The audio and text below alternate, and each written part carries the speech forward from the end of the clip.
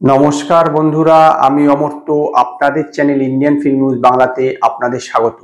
আমি দুদিন আগেই একটা ভিডিও করে আপনাদের জানিয়েছিলাম যে সালারের ওয়ার্ল্ড ওয়াইড কত টাকা কালেকশন করলে ডিস্ট্রিবিউটারদের কোনো ক্ষতিও হবে না, আবার লাভ হবে না। সেই অ্যামাউন্টটা ছিল হচ্ছে 800 কোটি টাকা। 800 কোটি টাকা যদি সারা পৃথিবীতে কালেকশন করে সালার, তাহলে ডিস্ট্রিবিউটারদেরও কোনো ক্ষতি হবে না এবং লাভ হবে না। মানে 800 কোটি টাকার উপরে যখন কালেকশন করবে, সেটা গিয়ে ডিস্ট্রিবিউটারের লাভের অঙ্কে যাবে। বলতে পারেন যে প্রফিট জোনে যাবে সালার।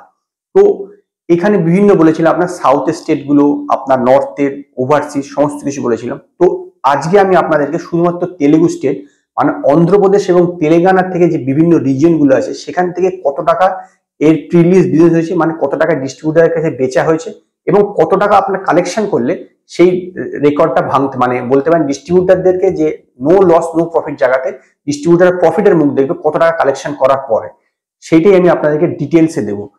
তেলেগু স্টেট বলতে দুটো আছে, একটা হচ্ছে তেলেঙ্গানা আর একটা হচ্ছে আপনার অন্ধ্রপ্রদেশ। তেলেঙ্গানা মাত্র একটাই রিজন, যেটাকে আপনার লোকে নিজাম বলে। সেই নিজামের রাইটটা বিক্রি করা হয়েছে আপনার 65 কোটি টাকায়।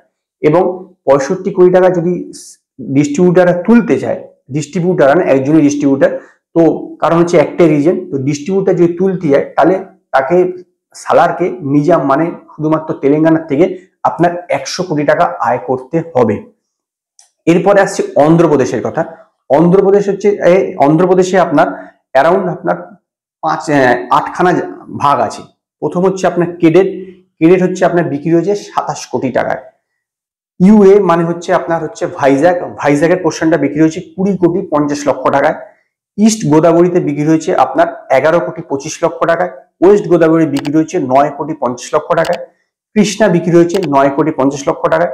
গুন্টুর বিক্রি হয়েছে 11 কোটি টাকায় এবং নেল্লোর বিক্রি হয়েছে আপনার 6 কোটি 30 লক্ষ টাকায়।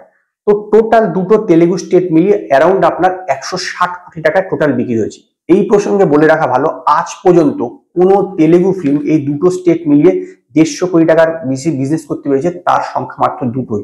সেই দুটোই হচ্ছে আপনার রাজামৌলির ফিল্ম। একটা হচ্ছে বাহুবলী 2 আর দ্বিতীয়টা হচ্ছে RRR।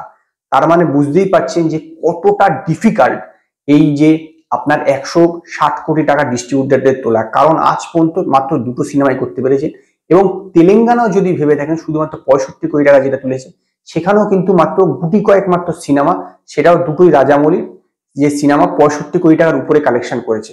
সেটা কিন্তু সত্যি কথা বলতে গেলে সালারের পক্ষে যথেষ্ট কঠিন কাজ। কারণ মানে এইটুকু স্টেটের মধ্যে এত টাকা দিয়ে বিক্রি হওয়াটা, যদিও এক্সপেকটেশনটা হাই। এবং শুধু তাই নয়, এর টিকিটের প্রাইসও আপনার 35 থেকে 40% বাড়ানো হয়েছে।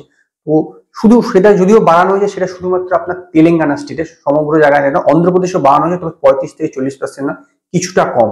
তো এখন দেখার যে আলটিমেটলি সালার তেলেগু স্টেটে এই টাকা তুলতে পারে নাকি, এবং আপনার বাহুবলী 2 এবং RRR এর সঙ্গে একই আসনে বসতে পারে নাকি। তো আজকে এই পর্যন্তই। যদি আপনাদের এই ভিডিও পছন্দ হয় তো লাইক করুন, কমেন্ট করুন, শেয়ার করুন। আর নতুন নতুন আপডেটের জন্য আমার চ্যানেলকে সাবস্ক্রাইব করুন।